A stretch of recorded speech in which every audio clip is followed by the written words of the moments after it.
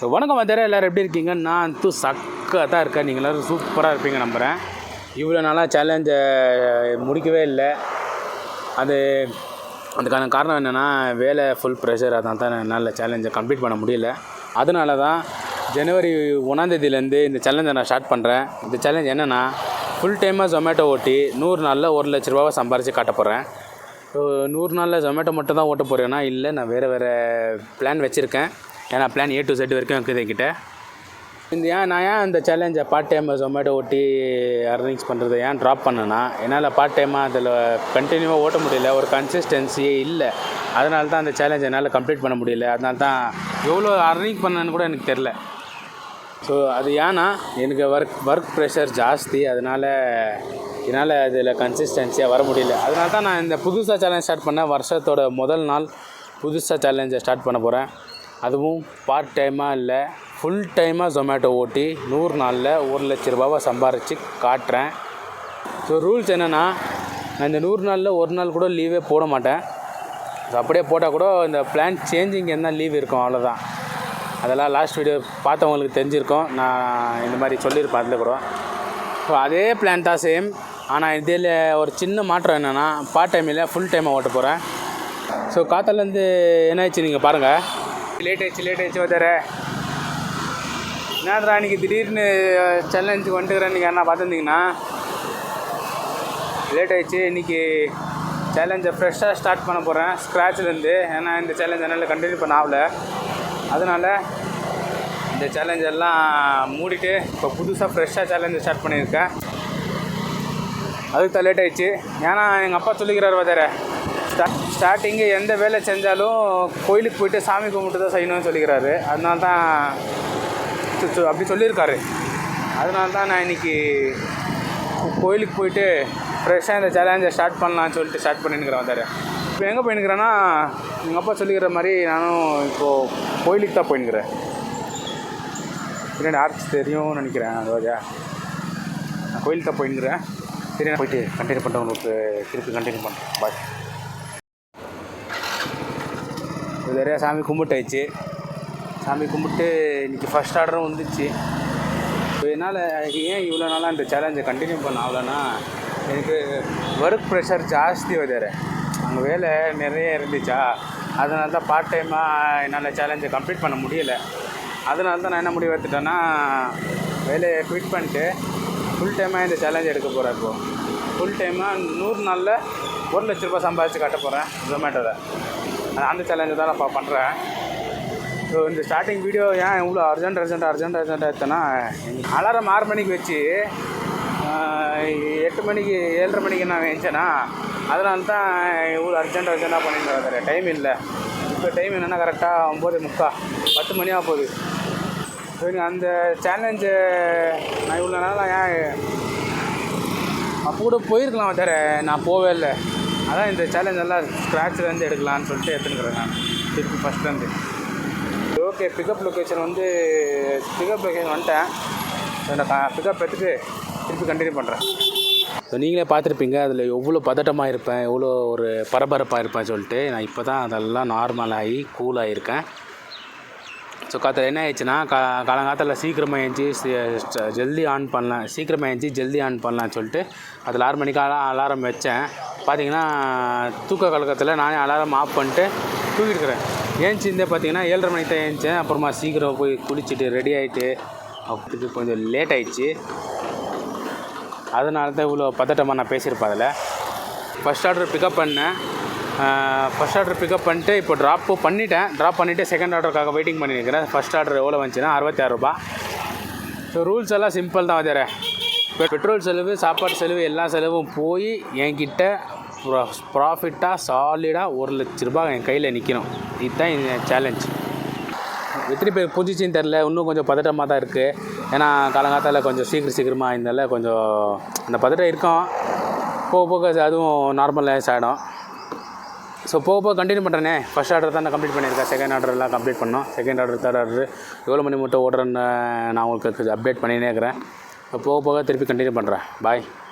காற்றுலேருந்து wait பண்ணி time ஆயிடுச்சு. இப்போ என்ன டைம்னா கரெக்டாக 12:30 மணி.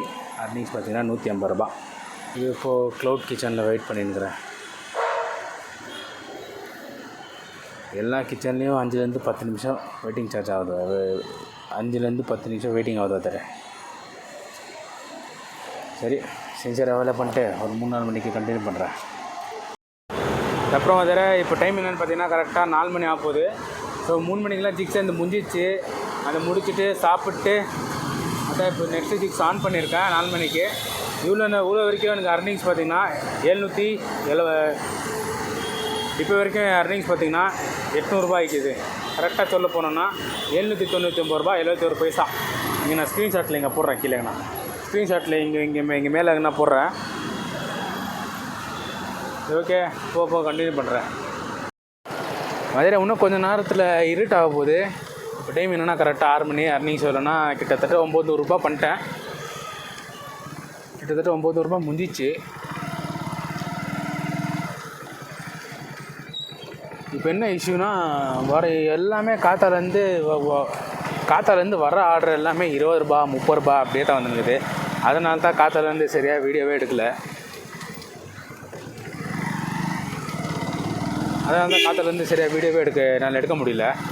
13வது ஆர்டரோ 14வது ஆர்டர் தான் இது. இல்லை, ஆமாம், இது 13வது ஆர்டரோ 14வது ஆர்டர் தான் எத்தனை பண்ணிக்கிறேன். இப்போ நான் எவ்வளோண்ணா 50 ரூபா.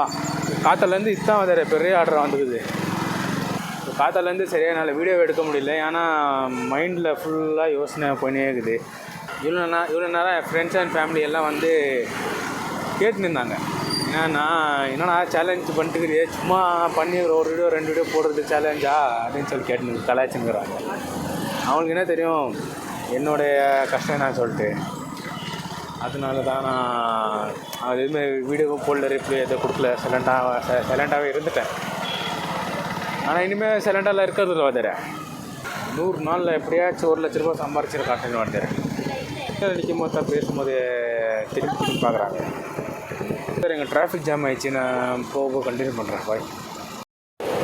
ஸோ நான் எங்கே விட்டேன்? அதான் காத்தாலேருந்து சரியாகவே ஆர்டரே வரல பார்த்துறேன். ஏன்னு ஜொமேட்டோ பண்ணுறவங்க ஃப்ரெண்ட்ஸுக்கிட்ட எல்லாம் கேட்டு பார்த்தாக்கா, மச்சான் இந்த மாதத்துல எல்லாம் இப்படி தானே வரும் ஆர்டரு. ஏன்னா எல்லாருமே சபரிமலைக்கு போகிற சீசன் இது. அதனால யாருமே நான்வெஜ் எல்லாம் ஆர்டர் பண்ண மாட்டாங்க. அதே மாதிரி பார்த்திங்கன்னா எனக்கும் காத்தாலேருந்து நான் நான்வெஜ் ஆர்டர் 1-2 தான் பண்ணேன். மிச்சதெல்லாம் வெஜ்ஜு தான். இன்றைக்கி தான் தெரியுது வெஜ்ஜு ஒரு ஹோட்டலு ரெஸ்டாரண்ட்டில் எங்கே இருக்குதுன்னு சொல்லிட்டு இன்றைக்கி தான் தெரிஞ்சிச்சு எனக்கு. ஏன்னா உள்ள எல்லாமே வெறும் நான்வெஜ்ஜு, பிரியாணி, தலைப்பாக்கட்டி அது இதெல்லாம் தீவிரம் வந்தேன். அதெல்லாம் தான் டெலிவரி பண்ணியிருந்தேன். இன்றைக்கி ஃபுல்லாகவே வெஜ்ஜுன்னு சொல்ல முடியாது, நான்வெஜ்ஜுன்னு சொல்ல முடியாது.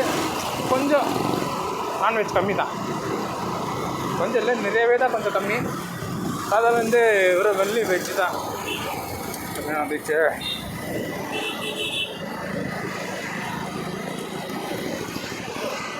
சரி, ஓகே சார், இந்த டெலிவரி பண்ணிட்டு திருப்பி கண்டினியூ பண்ணுறேன். பாய்.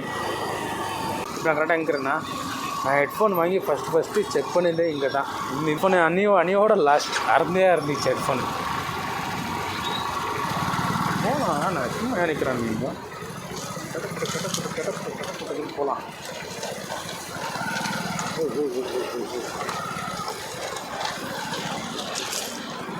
விட்டாண்டா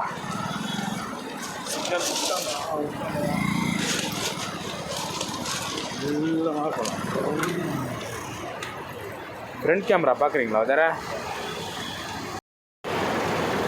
எதா சிக்னலு பாருங்க இப்போ எப்படி போகிறான்னு சொல்லிட்டு.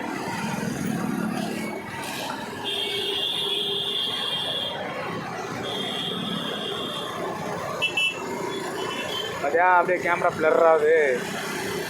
கேமராலாம் அப்படி தான் பிளர் ஆகினே இருக்கும்.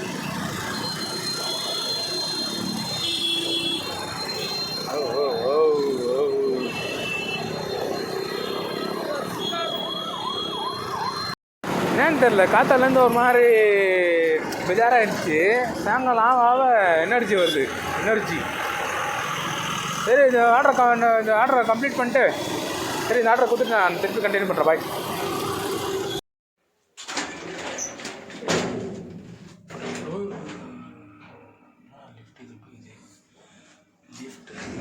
லிஃப்ட் ஏதோ பழைய காலத்து லிஃப்ட் மாதிரி இருக்காது.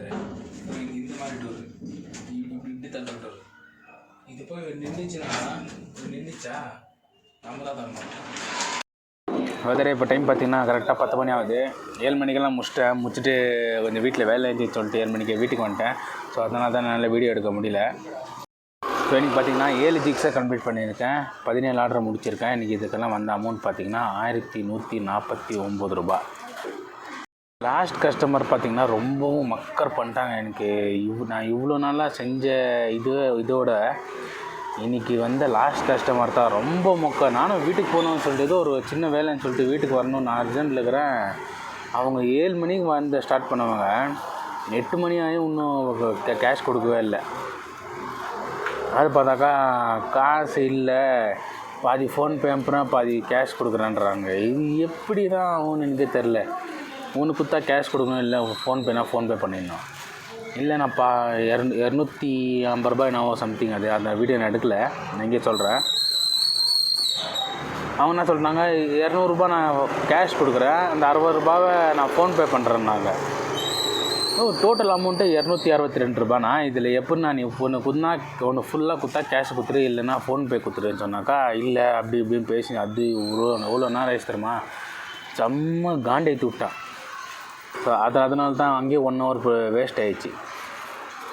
நாளைக்கு December 31 எவ்வளோ அர்னிங் பண்ணுறேன்னு சொல்லிட்டு நாளைக்கு பார்க்கலாம்.